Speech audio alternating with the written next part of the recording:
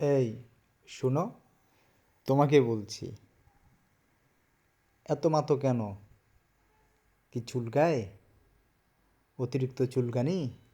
তা না হলে শেখ হাসিনাকে নিয়ে পোস্ট করলেও তোমার মন্তব্য দেখি, খালেদা জিয়াকে নিয়ে পোস্ট করলেও তোমার মন্তব্য দেখি, তারেক জিয়াকে নিয়ে পোস্ট করলেও তোমার মন্তব্য দেখি, সাইদি সাহেবকে নিয়ে পোস্ট করলেও তোমার মন্তব্য দেখি।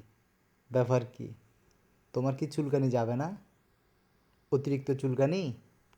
সময় মতো ওষুধ দিয়ে দেব। আমি আবার চুলকানি ওষুধ দিই। তবে যারা তোমার মতো চুলকানি যাদের, তাদেরকে দিই। সো সাবধান হয়ে যাও। আর নিজে যেটা করো, নিজে যেটা যাকে পছন্দ করো, সেটা অলওয়েজ রাখবা। এমনটা না যে ক্ষমতায় বসবে তুমি তার ত্যাগী কর্মী হয়ে যাবা, রাজপথের যোদ্ধা হয়ে যাবা। এমন মন্তব্য, এমন মনোভাব পরিবর্তন করো। তা না হলে এদিকও হারাইবা, ওই দিকও হারাইবা।